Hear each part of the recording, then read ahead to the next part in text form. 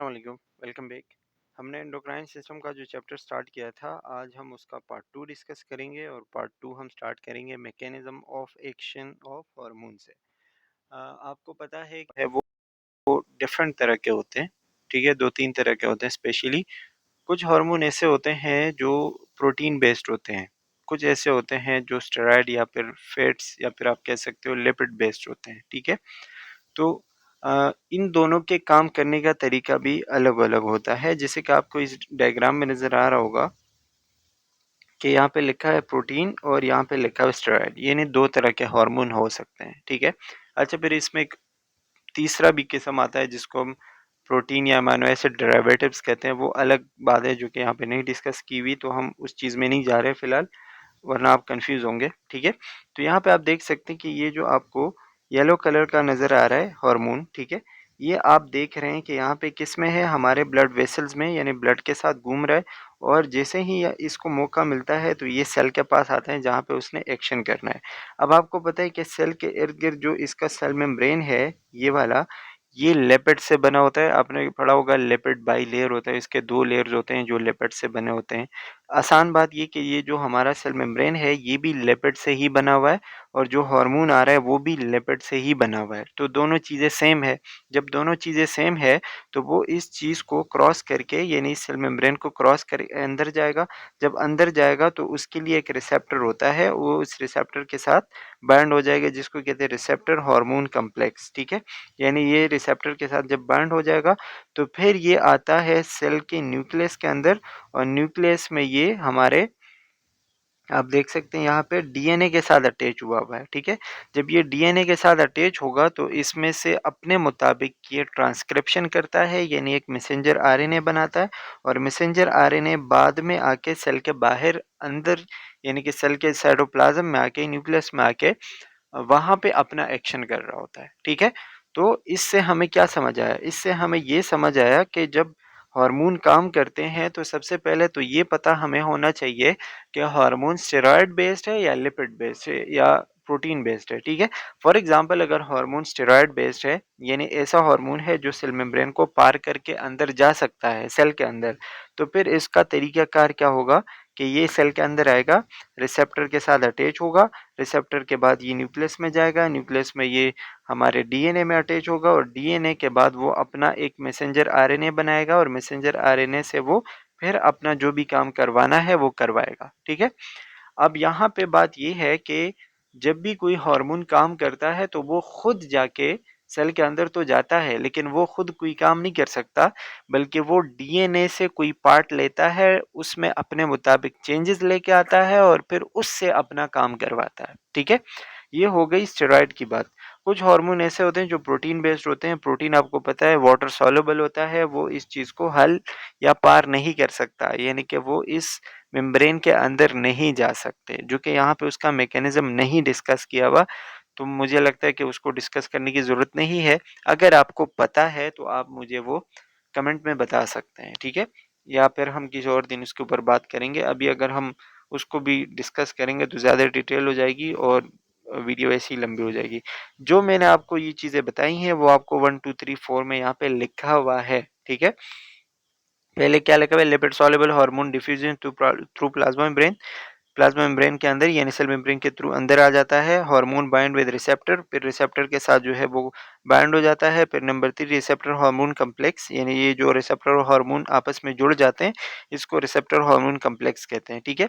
ये फिर आ जाता है न्यूक्लियस के अंदर एंड ट्रिगर्स जेनेटिक ट्रांसक्रिप्शन, और वो एक ट्रांसक्रिप्शन, एक मैसेंजर आरएनए वहाँ से बनवाता है। मैसेंजर आरएनए जो है वो प्रोटीन सिंथेसिस स्टार्ट करवाता है और प्रोटीन सिंथेसिस के मुताबिक उसने जो भी काम करना होता है वो करवा लेता है, ठीक है? I hope it's clear. अच्छा, फिर हमने लास्ट वीडियो में पढ़ा था थायराइड ग्लैंड, जो मुख्तलिफ किस्म की ग्लैंड्स पढ़ी थी, ठीक है? तो आज हम उन्हीं ग्लैंड्स को थोड़ा-सा डिटेल से देखेंगे। आपको पता है थायराइड जो है वो बटरफ्लाई शेप का होता है। यहाँ पे आपको नज़र आ रहा होगा, आगे उसकी डायग्राम है, ठीक है?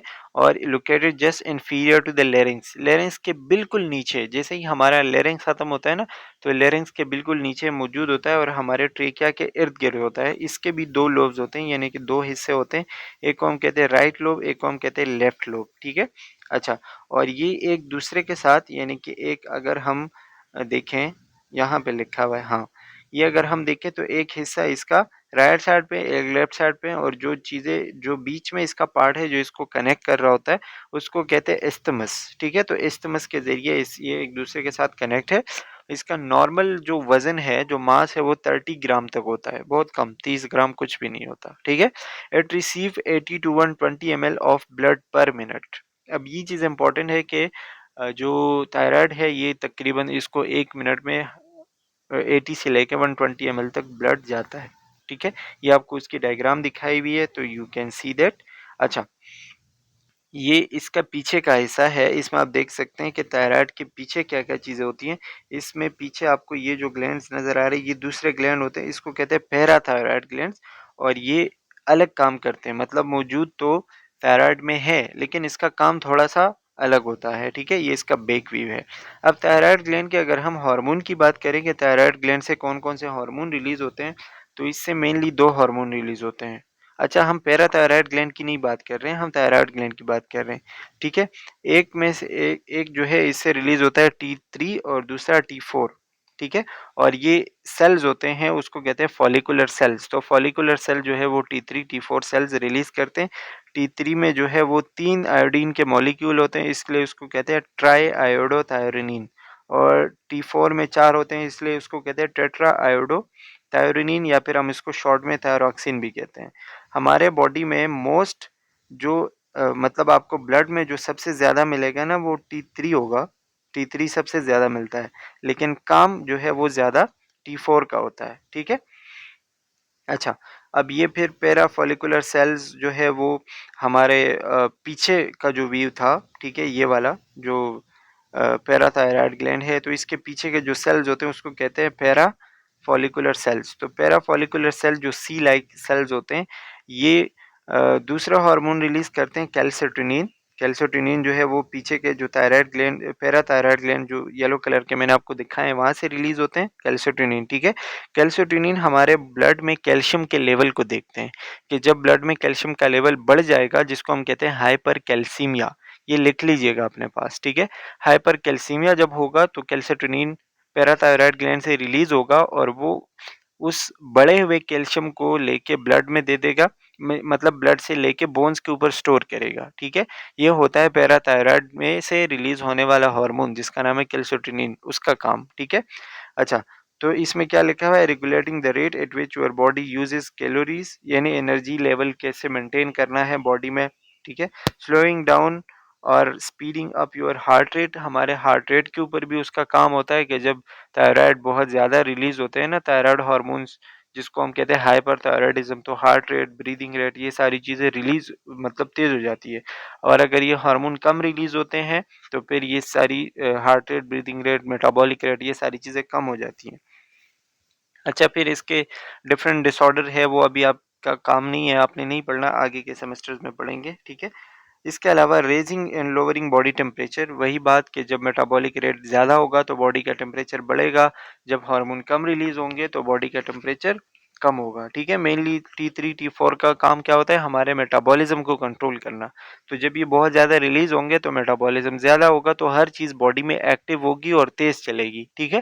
और जब मेटाबॉलिज्म कम होगा, यानी कि T3 T4 कम रिलीज होंगे, तो बॉडी में मेटाबॉलिज्म कम होगा और इसकी वजह से चीज़ें कम चलेंगी। तो temperature, heart rate, breathing rate, ये सारी चीज़ें influencing the speed at which food moves through your digestive tract, और ये हमारे बॉडी में, हमारे गट में जो है वो फूड कैसे मूव करेगा, कैसे डाइजेस्ट होगा, वो सारी की सारी चीज़ें यहाँ से कंट्रोल होती है। इसके अलावा पैराथायरॉइड ग्लैंड में मैंने आपको बता दिया कि ये पीछे के सरफेस पर मौजूद होते हैं हमारे थायरॉइड ग्लैंड के, ठीक है। पैरा मीन्स बेसाइड, यानी कि साइड पर, ठीक है, पीछे। और इसका जो वेट है दैट इज अबाउट 40 ग्राम्स, जो कि आपने याद रखना है, important for the MCQs point of view, ठीक है। चीप सेल्स और मोर न्यूमरस सेल्स, यहाँ पे आपको चीप सेल्स मिलते हैं, और यहाँ से दूसरे हार्मोन रिलीज होते हैं, जिसको कहते हैं पैराथायरॉयड हार्मोन, शॉर्ट में उसको कहते हैं पीटीएच, पैराथॉर्मोन भी कहते हैं उसको कभी कभी, ठीक है। और इसका मेन काम क्या होता है, major regulate level of calcium, magnesium and phosphate, ये इन 3 चीज़ों के लेवल को मेंटेन करता है, ठीक है।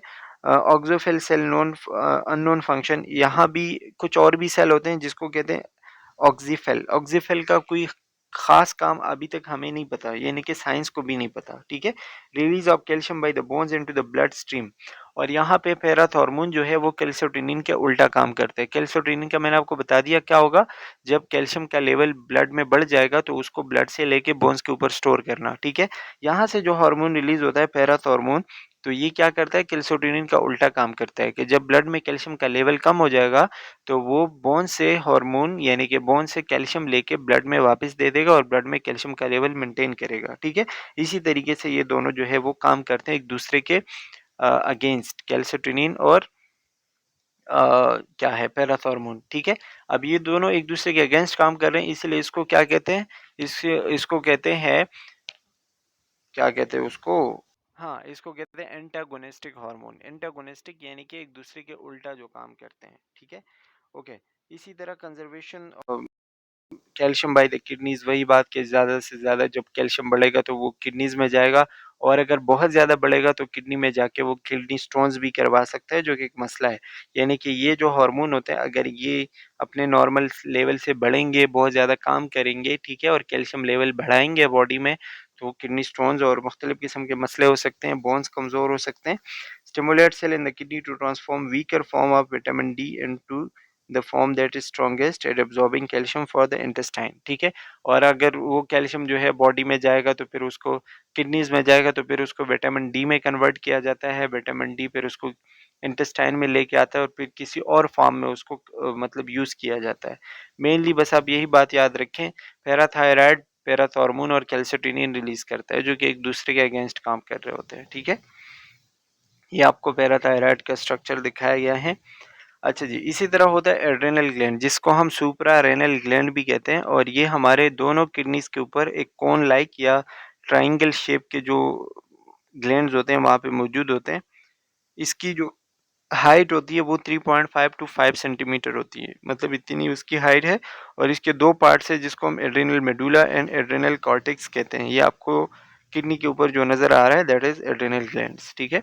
एड्रेनल ग्लैंड्स में आपको यहाँ पे आप देखेंगे कि दो हिस्से होते हैं, एक तो ये जो बाहर का हिस्सा है इसको कहते हैं एड्रेनल कॉर्टेक्स, और ये एक अंदर का हिस्सा है जिसको कहते हैं एड्रेनल मेडुला, ठीक है।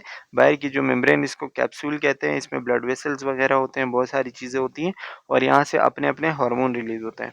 अब अगर हम बाहर के हिस्से की बात करें एड्रेनल कॉर्टेक्स की, तो इसमें 80 to 90% of adrenal gland produce steroid hormones, यानी कि यहाँ से तकरीबन एड्रेनल ग्लैंड से स्टेरॉयड हार्मोन रिलीज होते हैं। एड्रेनल ग्लैंड से जितने भी हार्मोन रिलीज होते हैं वो तकरीबन सारे के सारे स्टेरॉयड होते हैं, ठीक है।